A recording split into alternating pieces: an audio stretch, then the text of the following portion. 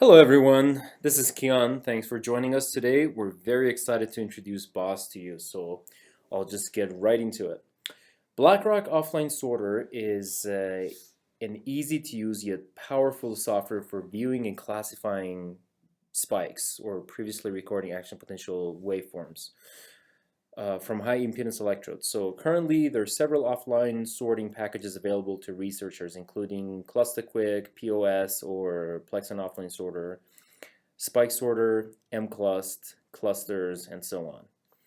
With the exception of POS, the rest are open source and they're available free of charge. The major complaints of these open source packages is that they're not very easy to use. Typically, the installation requires an advanced computer user who knows how to use Python or how to compile source code. And then even when that's done, then in most cases the interface isn't very user friendly, and of course there's no support. So you hit some sort of problem, you're on your own. The Plexon Offline Sorter is the only commercially available package that's easy to install, but it's still very hard to navigate, has too many options and features, and often people complain that it's too slow and very bloated with just too many options. So Blackrock is trying to solve this problem by providing a powerful yet intuitive and easy to use software package. The idea is that the user will be able to open the software, load a file, and without having to read a lengthy manual, they can just go through processing the data and easily sort their spikes. Spike sorting, as you may agree, should not take as much time as it currently does. Um, the the process has to be very intuitive, so you can spend more time on designing the experiment and also analyzing the collected data. Here I'm going to post a poll on time that it takes to process an hour of recording. Please take a moment to respond to this poll. Another part of the philosophy is that we wanted to design BOSS to be expandable, so we'll be able to easily add more file formats, increase the number of supported algorithms over time, and more features. Now, how do we follow our philosophy? We took in a lot of feedback from many of you on how best we can come up with a very intuitive and easy to use package. The software has gone through many iterations to be intuitive, and we're not planning on stopping here. So if you have any ideas, please do let us know. Additionally, we spent a lot of time on coming up with a very smart way to read extremely large files very quickly. The software works in the background to chip away at the file while you do your spike sorting in the foreground. Even better, the second time you open the file, everything just loads much faster than the first time. Another customization we included in the software package is the flexible layout that allows you to place the windows in and around the screen that helps you to be most efficient in your sorting adventures. So if you have multiple monitors, you can put different windows on different monitors or put them all right next to each other. Moreover, BOSS only displays the options that are relevant at the time. It won't overwhelm you with information and useless windows and features. For example, during the spike sorting detection phase, where you set filter values, the sorting options are not there. And when you sort and interact with the waveforms, the filter options are hidden. And finally, your sessions get saved automatically each time, so you can just continue where you left off the previous time. You'll see how great of a feature this is once you start playing around with it. Now my colleague Nick will give you a tour of the software and its features. Feel free to ask questions in the webinar platform, and we'll try to respond to them as quickly as we can. Great. Thank you, Kian.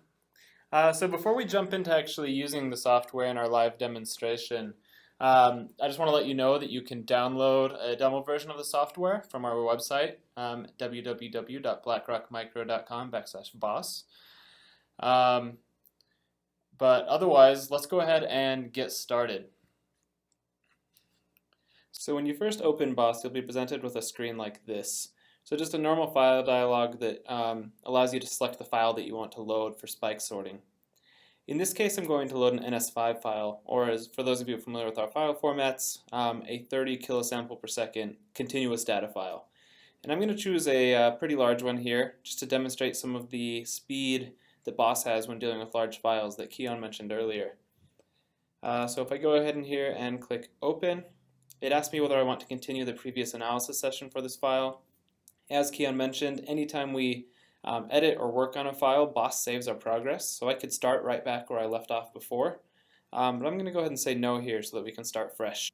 So when you first launch Boss, you'll be presented with a screen like this. And before we jump into kind of using Boss, I just want to give you a tour of some of the features that Keon talked about earlier and demonstrate how we can manipulate some of these windows to fit our workspace to be how we like it.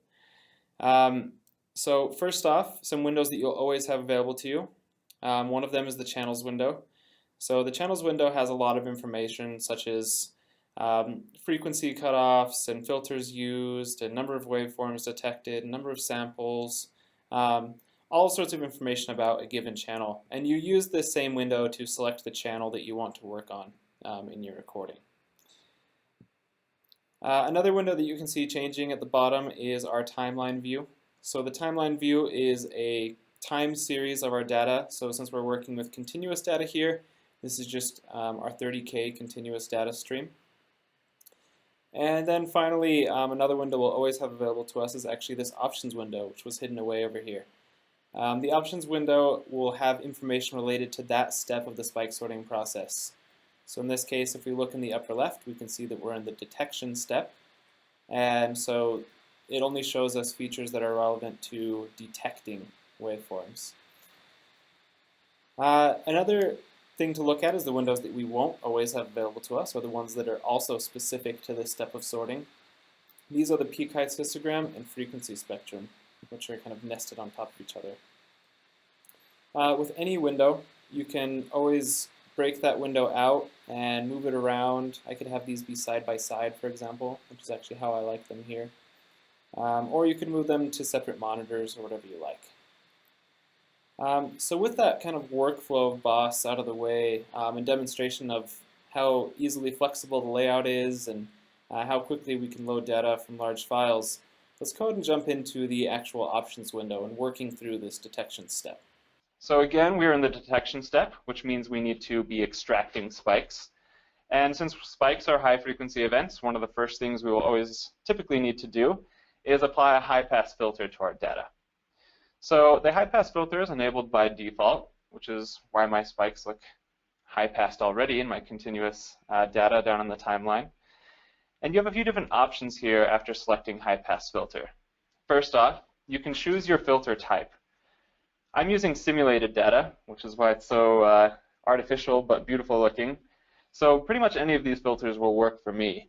But when you're using your own data, you might have a certain reason for choosing one of these other options. For now, I'll stick with Butterworth, since this is the kind of default filter on the neural signal processor, and something this data would have been processed with. The other two options with our high-pass filter are cutoff frequency and filter order. Filter order is essentially the steepness of your cutoff. That's also set to 4 on the neural signal processor, so I'll leave it as it is. But I do want to adjust my cutoff frequency a bit, and I have a few different ways of doing that. First off, I could simply type it into my options window. I can also adjust it on my frequency spectrum. We'll leave it there for now and move on to some of the other options that we have available. So within the filter section, we also have the option to use filter energy or signal energy. If we choose to use signal energy, we'll be presented with a couple of additional plots related to signal energy, such as a signal energy over time down on the timeline, and a waveform energy histogram, which is part of Kite's histogram plot. Within signal energy, we have a few different options, including the type of signal energy we would like, as well as the window width, which is sort of a boxcar look at measuring signal energy. We're just going to keep this simple for now and stick with the standard high-pass filter. So let's uncheck signal energy. After we have our filters set up and they look good, we can move on to the next most important step, or the next step in the process, which is thresholding.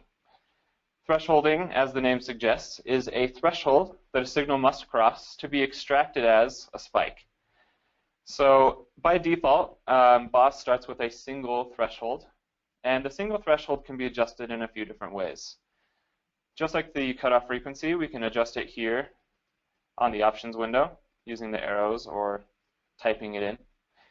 We can also adjust it on the timeline, which I prefer because it's kind of a visual method of looking at the threshold. Alternatively, you can adjust it on the peak height histogram. And you can see as we adjust it on any window, it will be updated on every other one. There's a value next to this called ADC counts, basically analog digital converter counts. Blackrock's 16 bits combined with our analog input range give us an ADC basically conversion of 0.25 microvolts per digital value. And that's what ADC counts is measuring here.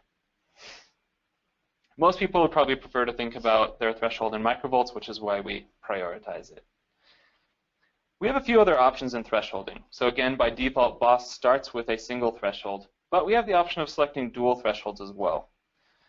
Dual thresholds can come in handy when you have spikes that are maybe less symmetrical across the axis, such as ones that are primarily positive or primarily negative deflections. And in this way, using a dual threshold, you can make sure to capture both of these spike types.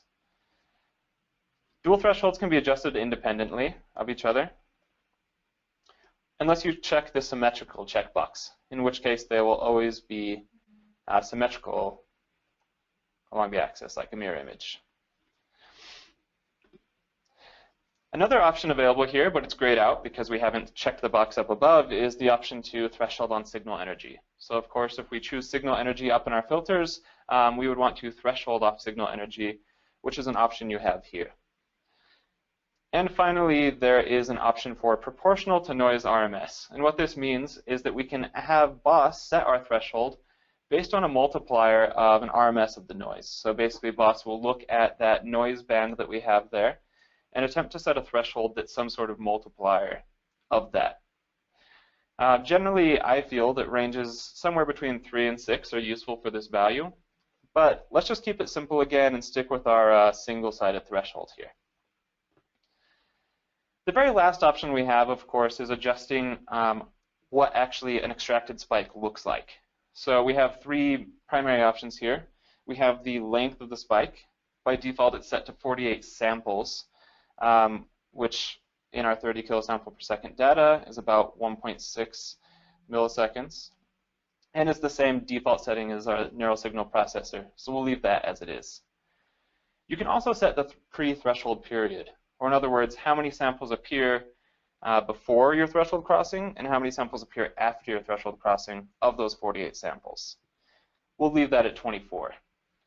And finally, a number that you might find yourself adjusting more often than those other 2 is the refractory period, or in other words, how long you have to wait between threshold crossings before you can have another one. And we'll leave that at its default setting as well. But like many of the options above, you could adjust any of these on the options window using the little arrows or by typing in the value. So now that everything is kind of set up and ready to go, we could click the detect button at this point. But before we do so, I kind of want to give you an idea of what's going to happen when we do. So BOS makes use, or excellent use rather, of kind of multi-processor technology. So this enables BOS to kind of spin off processing tasks into other threads so that it can continue chipping away at a file or chipping away at a process while you continue working. So in the case of a very, very large file, it might take some time to process or detect spikes on channel 1. So I could set up my detection to start running, and then I could move on to channel 2 and begin setting up my detection there as well, with no performance loss on the front end. So I'm going to try to give you a preview of that right now by clicking detect. We'll see that the channels, the highlighted channel in my channels panel will begin flashing to show us that we're processing. And I'll show you how we can move over to channel 2 while that's happening. So if I click detect, oh, I didn't quite make it because it was a bit too fast. But if channel 1 did keep processing, we could begin work on channel 2 while channel 1 was processing. But if we look back at the detect button, we can see over to the left that we detected 3,789 waveforms, which is just an overview of how many we extracted from the file. with our waveforms detected, we can move on to the next step of the BOS spike sorting process, which is, of course, sorting. Now that we've clicked detected, we can see that the sorting option is not disabled any longer, and so we can now click on it and move to this screen. If you had loaded a spike data file instead of a continuous data file, this is the screen that you would start on. And sort would be the only kind of option you'd be presented with. You wouldn't have to look back at the detect step for a spike sorting file that just had spikes. So in this sorting step, we have a few new windows and new options that we can look at. Like I mentioned to you before, some of our same panels will stay around, such as the options window, the timeline view down at the bottom, and the channels view over on the right. In addition to those, we now have a bunch of new windows, though, such as the feature versus feature plot that we're presented with here, 3D clusters, 2D clusters, our waveforms view, and a units view. Again, BOS is very easy to move around panels and resize things. I've already set this up for myself, actually, and set up so that all of the kind of cluster views are nested on top of each other, and all of the kind of unit waveform views are nested on top of each other, because this is the type of layout that I prefer. So with an understanding of our new views, we can go ahead and move back to our options window, which will kind of guide us through the spike sorting process. So the first kind of set of instructions or set of options we're presented with are the features. So the thing that's most obvious is this large matrix, which shows a number of feature pairings that we can choose. So we have a list of features, and it's a two-dimensional matrix, and we can choose any of these options. And the options that we do choose are shown in our feature versus feature plot. Now, by default, BOS selects 4 specific features, and it selects these based on their clustering tendency, which is an algorithm that we can talk about a little bit more during the Q&A at the end of the session. But this clustering tendency is color-coded on this axis, this poor to good clustering tendency legend that you can see at the top. So we can see here that BOS has selected the 4 feature pairings that give us the best clustering tendency. And if we look over into our feature versus feature plot, all of those do look pretty good as far as the kind of clear clusters they're giving us. If we wanted to look at additional feature pairings, we can always just add them to the window by clicking on them here. Or if we want to look at less of them, we can deselect them as well. With the features that we want to use to kind of analyze our data and look at the sorting, we can move down into the actual sorting steps. So BOS has a bunch of sorting options that range from pretty much completely automatic to completely manual and everywhere in between. 2 of the kind of more automated methods are shown here in the sorting step down at the bottom of the options window. So we have t-distribution, expectation maximization, and k-means. Since most of us are probably more familiar with k-means, we'll go ahead and stick with that one for this sorting session. K-means is a recursive algorithm that attempts to repeatedly recalculate centroid positions until it reaches a convergence point where the centroids are basically static. And this means that we can do a more automated sort on it and have k-means attempt to identify the centroid positions itself, or we can actually help k-means out a bit and make it a bit less automated by defining some of the centroid positions. So we're going to go ahead and try both of those methods just so you can see how they both work before we do some manual editing to clean up the results. So I could at this point just click sort, and I'm going to go ahead and do that.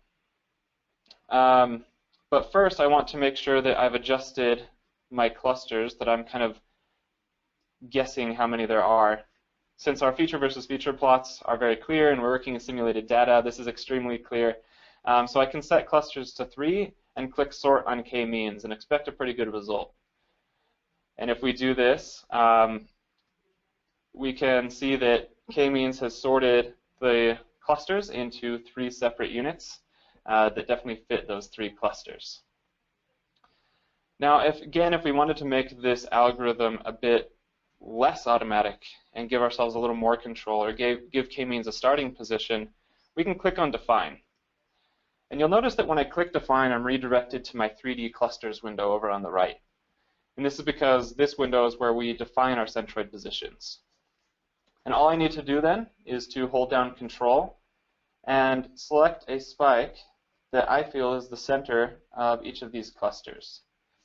So after marking 3 clusters, I can again click Sort, and we can get a result that is pretty similar to what we saw before.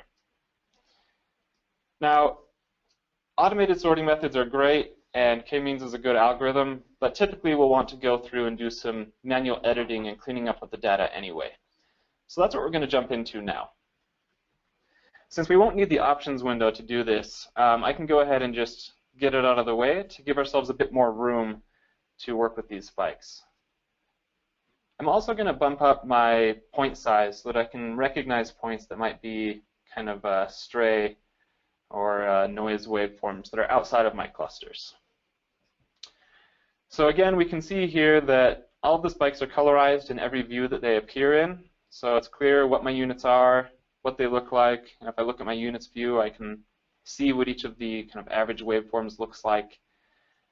And at this point, I mean, looking at the waveforms view, it's pretty obvious that we have some clusters or some waveforms that don't really fit into our units. They might be noise or they might be shifted. And so what we can do is we could either attempt to align those with this align method here at the top of the waveforms view, or we could get rid of them as noise. Since there's so few of them and our clusters already look so good, let's practice getting rid of some noise. In my 3D clusters view, I can see these kind of errant spikes down in the bottom right corner. And if I move into editing mode in 3D clusters, I can actually just circle these spikes to select them. And so I can see that they're selected here in 3D clusters, and they were selected over in waveforms. And if I right-click on any of these windows, it gives me a few options for what I can do with these selected spikes. So for example, I could choose to make them unsorted. I could also move them to a different unit by highlighting Unit 1 or Unit 2 and clicking on them. I could, if I wanted to, add these to a new unit. So I might consider that these might be a different unit of spikes. But I'm going to go ahead and mark these as noise. And so the invalidation option will basically just remove these from our data set, say that they're noise, and not display them to us anymore so that we don't have to worry about them. I can see that I missed one here, which is kind of in the upper right of my PCA space, it looks like. And I can highlight that one and perform the same option. So with our spikes cleaned up a bit, we can actually go ahead and just kind of double check our work. We can look at the other views, make sure there's no noise units that are hanging off the edge or outside of our clusters. And we can hide some of our spikes here in the waveforms view just to make sure that everything looks good. And it does. And so we can probably end our editing of channel 1 here. Now at this point I have a few different options. I could choose to save this file as a new NEV file or CSV or mat.mat. But I'm actually not finished sorting my whole file here. I have many other channels that I would like to sort on. And so at this point, I plan to just quit BOSS. And if I do that, it's not a problem because BOSS will actually automatically save my work. So anytime I quit the program, it will save everything right where I left it. And when I start the program back up, I can start right from where I left off before. This is great because if you're somebody who might work on a file over multiple sessions, maybe it's a really large file or maybe really intensive sorting, then it's very useful for being able to split up your work. And it just helps to ensure also that you don't end up losing any work at all. I've had my laptop die on me while doing spike sorting before, and BOSS will have saved some session data in the background, which is definitely useful. This has really happened. So with that, we can jump back into our presentation and take some time to answer some of the more popular questions that we've seen pop up in chat, and give you all some more time to ask any questions that you have at this point.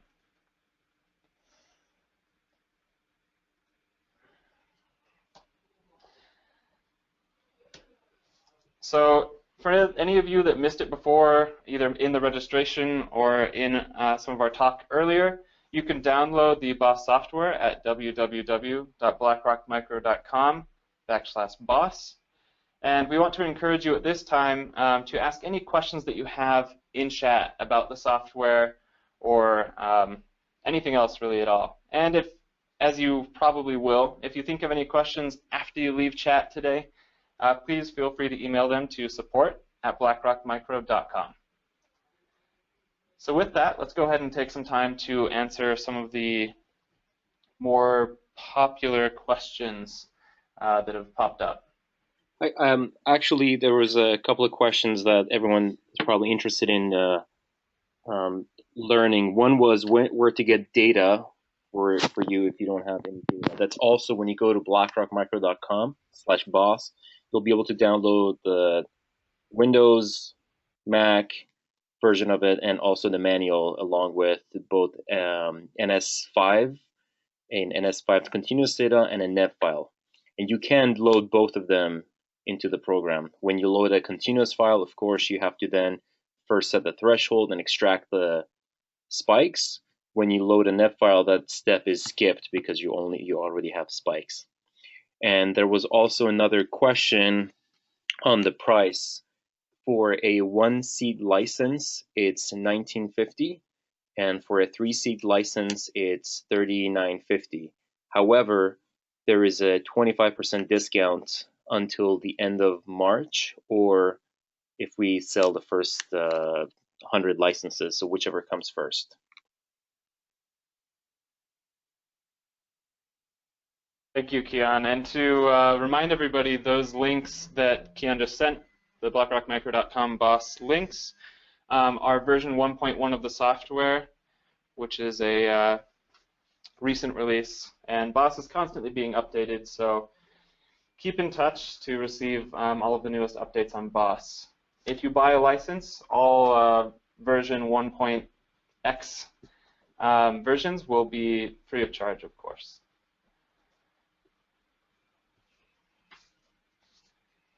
So one of the questions that we just got was, what is the largest file it can analyze? So we actually did cover this a little bit earlier, but just to go over it again, BOSS doesn't have any limits on file size. So as Kian mentioned, the only limit is your hard drive size. So BOSS has a very intelligent series of algorithms to be able to analyze large files and split up the work and be able to do a lot of the processing in the background, which is a useful feature so that you don't have to take the time to split your files beforehand or break up your large recording sessions into tons of little bits.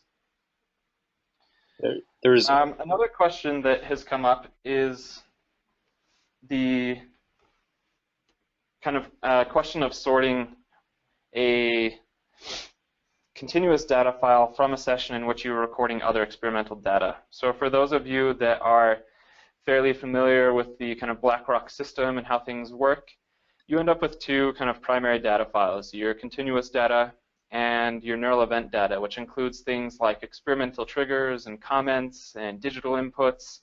And these are all things that you might want to maintain in your sorted spike data after you extract spikes from a continuous file. And so to answer kind of this user's question, if you extract spike data from a continuous data file, BOSS will automatically attempt to find the neural event file for that session and put that sorted data in that neural event file. So now you have your sorted data and all of your experimental event data in the same file. there's also a question on compatibility on which operating system. The question was, does it run on Linux? Yes, it runs on Mac, Windows, and also Linux. On the link on the website, there is not a Linux version, but we'll be adding that soon.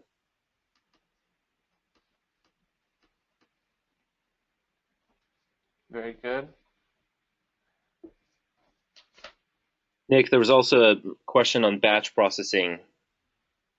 on channels. So if Silvana or you want to comment on that, and how do you batch process mini files? Whether you have small files that are the size of a single trial of a few seconds, or you have mini files that you've recorded over many days.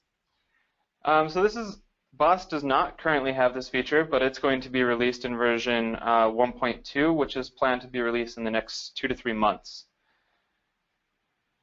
And just to remind you, anybody who downloads Boss 1.1 or purchases Boss 1.1 would get a free upgrade to this version 1.2 when it's released here in a few months.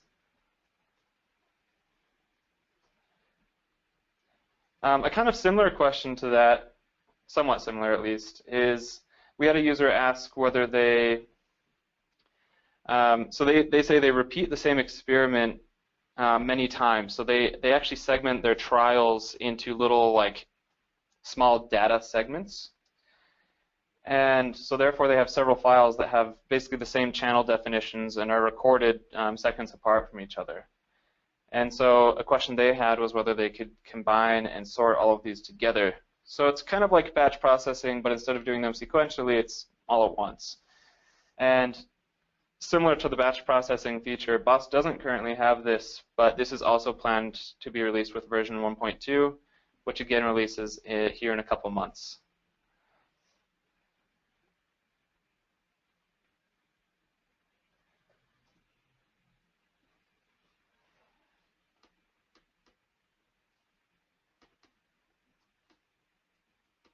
There's also a question on file types.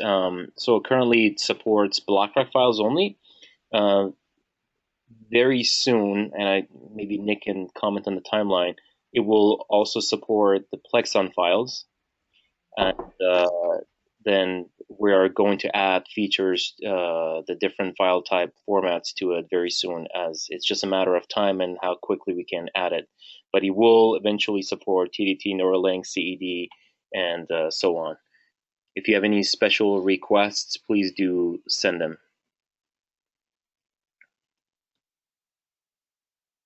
So Kian, Boss does actually currently support PL2 files in the 1.1 version that was released today.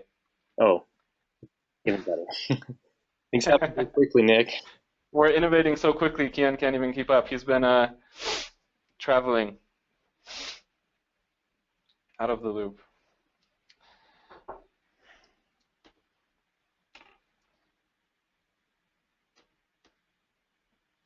And someone asked if there's a demo. As we mentioned before, if you go to blackrock.com/boss, BOSS, that's where you can download the demo file again, and along with sample files that you can analyze.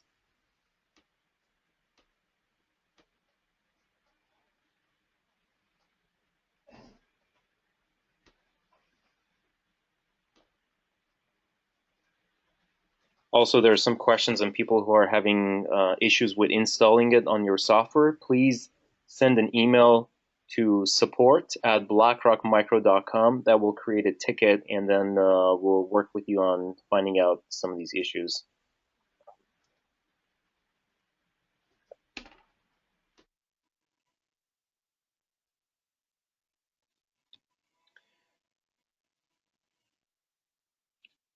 Nick, there's also another question, maybe you or Silvana. What does the clustering tendency grid indicate? What is the calculation behind it?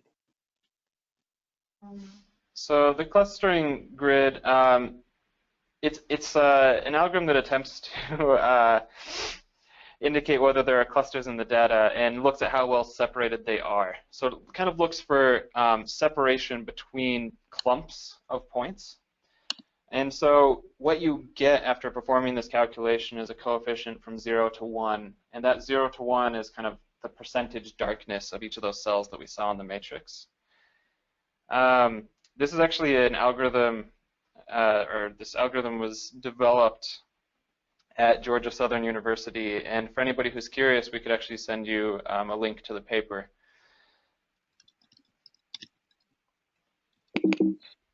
And if you end up wanting that paper link, well, the title is An Algorithm for Clustering Tendency Assessment. but you could always just email support@blackrockmicro.com and we'd be happy to send it over to you. Or you could potentially ask in chat.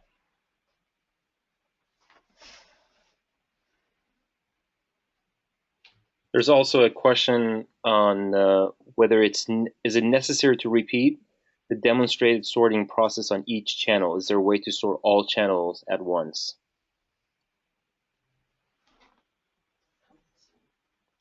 That's another feature coming soon as well, along with the batch processing. It's kind of all along the same line of thought. Processing multiple channels at once, processing multiple files at once, or processing files sequentially are all something that's coming soon in version 1.2 in the next 3 months or so. The other question is, will it be able to work with EDF files? EDF? Yes. Oh, It's a European data file format. European data file format. That's not one that's currently on our list to be developed for right away. But you could always look for a file converter to put it to a different file format and load that into BOS as an option.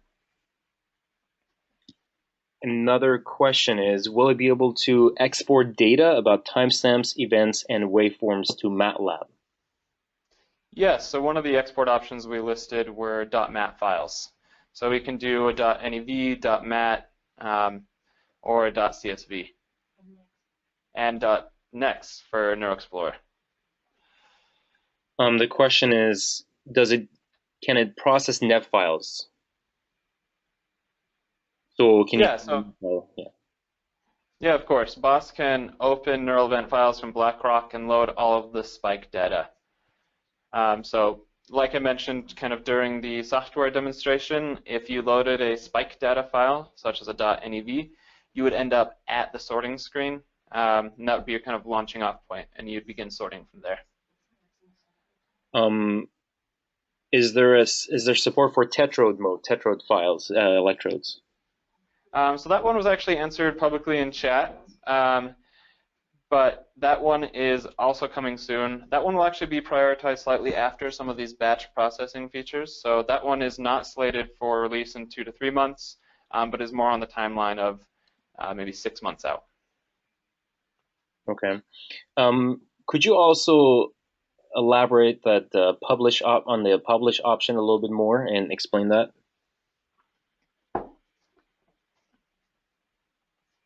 Yeah.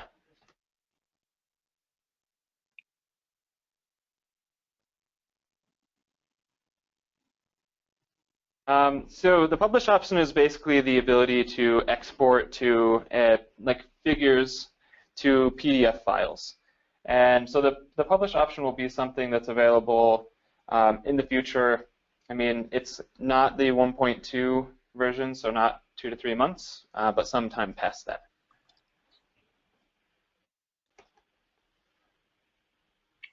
Another question is, does it import online sorting? Yeah, I mean, depending on, if I understand that question correctly, a lot of users might do online sorting of their data so that they can trigger off certain units, or just to kind of get a head start on sorting the data when they load it into an offline sorter. And BOS can definitely accept those types of files. BOS does not accept currently live data from the neural signal processor.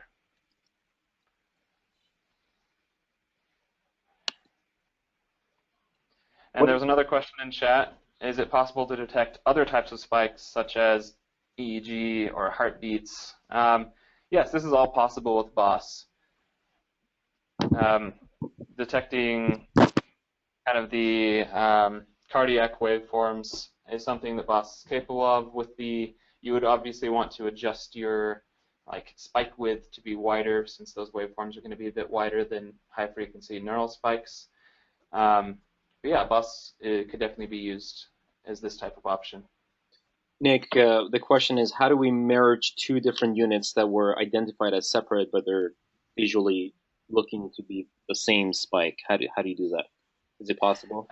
So as the answer in chat appeared very easily, basically all you need to do that is highlight the waveforms that you think should be part of the merged unit, and then you can just click the drop down to actually select or put them into the other unit, basically, or combine them. So for example, here on the screen, I can highlight my pink waveforms, magenta, and I can click on any one of my other two units, and they will be labeled as that unit.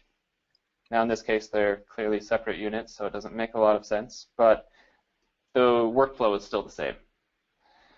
Similarly, if you have two units that are merged, like I just did here, you can always highlight them and then click Add a New Unit to break it off into a new one. You can also do this from the unit view by right-clicking on the unit view and clicking Combine with another unit.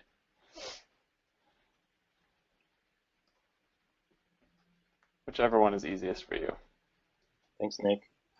The other question is, what happens if the amplitude of a spike changes over time throughout the recording session? How does Boss handle that?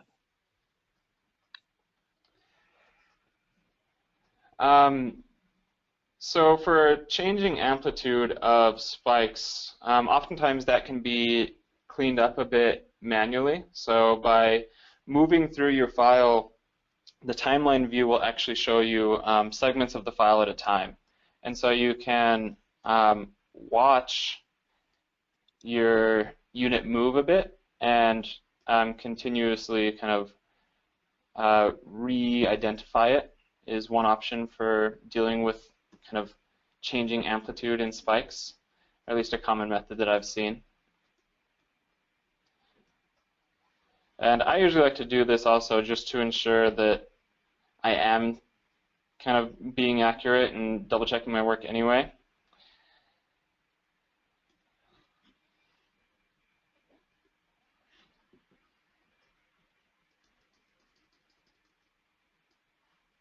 I have another question whenever you're ready. So there's a question here that says, is it possible to use MATLAB to export old data into Blackrock format that Boss can use? So this is definitely possible. For those of you who don't have the toolkit already, we have something called the Neural Processing MATLAB Kit. And what this kit does, or what it is a kind of series of scripts and functions that allow you to load Blackrock data into MATLAB.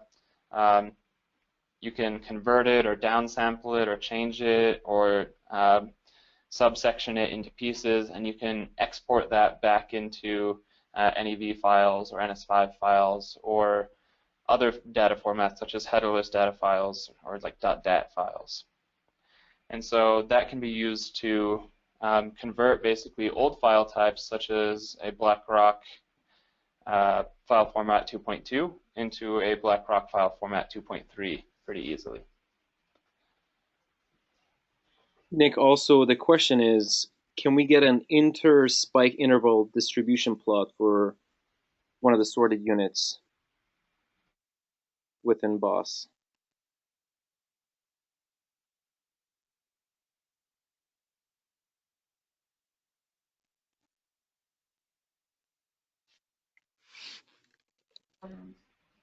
So that's not a feature available right now, but it has been a popular request, and so that's something that we plan on implementing sometime in the next 3 to 4 months.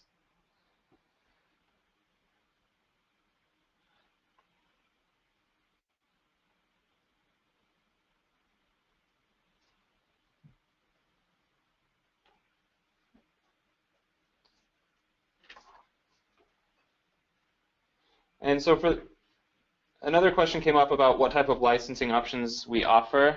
I think Keon mentioned a single seat license, but we also do a 3-seat option, which kind of comes with its own built-in discount per seat for people who have multiple users in a lab. Additionally, just so everybody knows, this licensing is powered by a licensing dongle, which is actually very useful because it lets you easily take the dongle out of one computer and put it into another so that you can kind of spike sort on the go, if you will. So, for example, I might take a dongle out of my computer in my lab and put it into my laptop because I just love spike sorting home on the couch at night.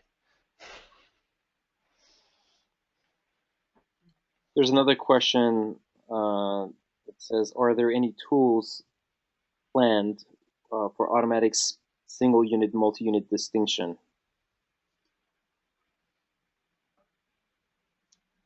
Cross parallelograms.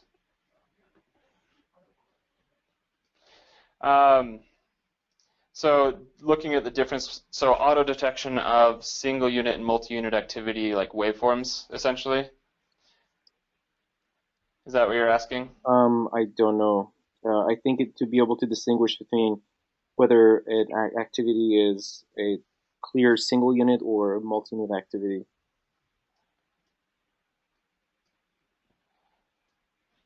It came from Michael, so if you could clarify this.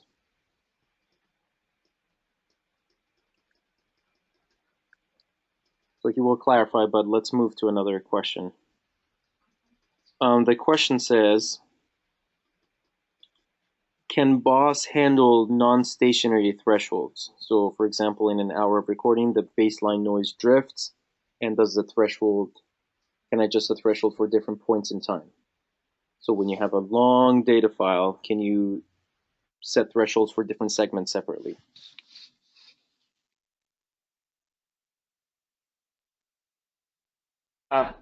Yeah, so actually the RMS set threshold based on RMS of the noise earlier that we talked about. I can actually go back to it here. This is set per chunk of the data file. So you can see me move along my continuous timeline here. And that RMS is calculated per chunk. So that will actually automatically adapt to the baseline noise level for each chunk of the file.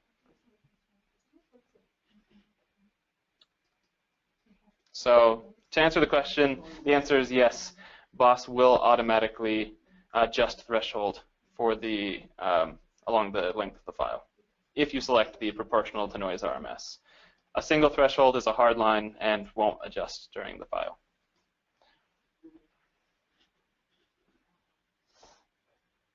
Thank you. And somebody asked about the double scrolling and why you have two different scroll bars on the detect window. So I guess you kind of did explain it. So you see, yeah, that's one scroll, then there's another scroll on the bottom. So the scroll at the bottom is just showing my position within that chunk. So I've zoomed into this this chunk of the file, and so the one at the bottom is just showing me kind of where I am within that chunk, whereas the one at the top is my navigation through the file as a whole. We have another question here. Are there any yearly maintenance or service fees after purchasing the license? As with all Blackrock products, we offer effectively unlimited support with the purchase of the product, so you can always email or call in to support@blackrockmicro.com, and we'll be happy to help you out. And as the answer in chat also mentioned, you would, to get the newest version of BOSS, though, when version 2.0 comes out, you would need to end up paying an upgrade fee at that time.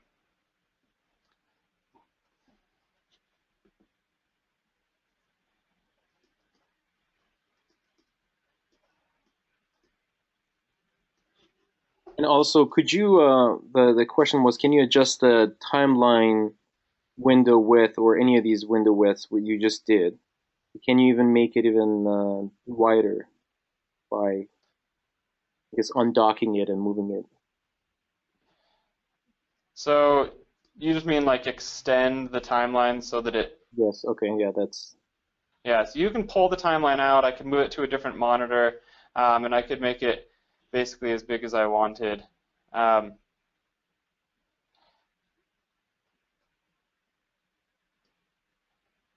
So I could just pull it out here, for example, and look at it really large. Mm-hmm.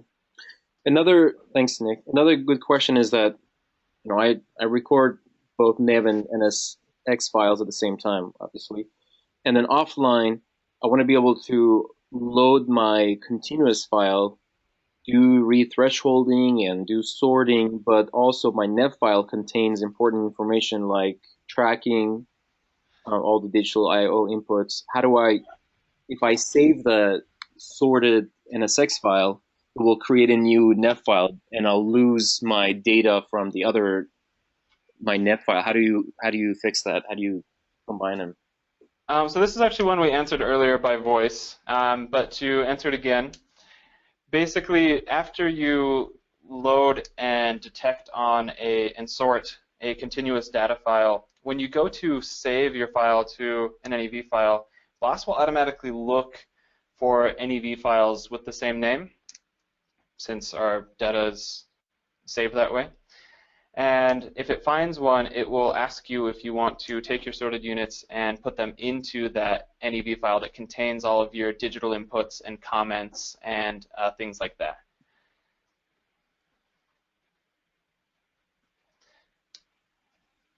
So very easily, BOSS will just detect the file and will attempt to merge them for you so that you can make sure that all of your important experimental information is saved with your sorted units.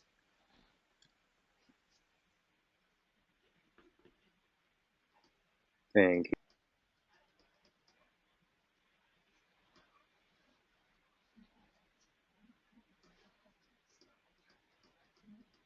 And there are some questions on performance on Mac. The question is, are you sure that it supports multi-cores because only one CPU is running really high in the viewer? I suggest that if you have this issue, please email us at support@blackrockmicro.com, and we'll get together with you to see what the problem is. And this could potentially be a bug or something that goes on.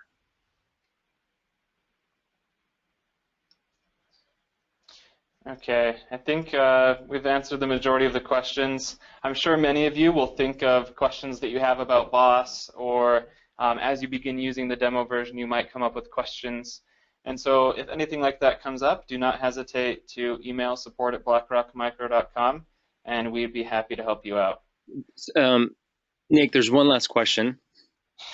Okay. Can you reference in BOSS? So you want to set up a software reference within BOSS. Yeah. That is not currently an option, no.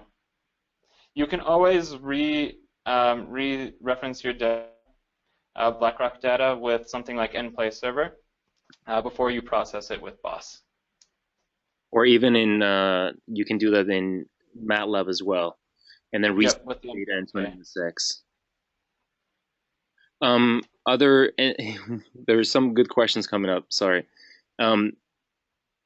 The question was, can you add autocorrelogram feature to sorting? I have a hard time with this word. And the answer is basically yes. It's already there in version 1.1. If you happen to download the older version before, there was a new version released today. So just go to blackrockmicro.com/boss to download the new version. And another one question says, is there an upper limit to the number of units that can be sorted? Yes, but it's 255 units. Hopefully that should be more than plenty. 255 per channel. Per channel, yes. And that's it.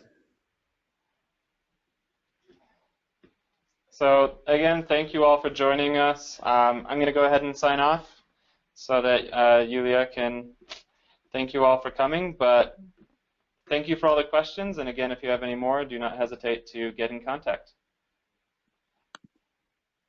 Thanks a lot to everyone for joining us today. Have a great day or evening, depending on where you are. And please let us know if you have any questions on BOSS.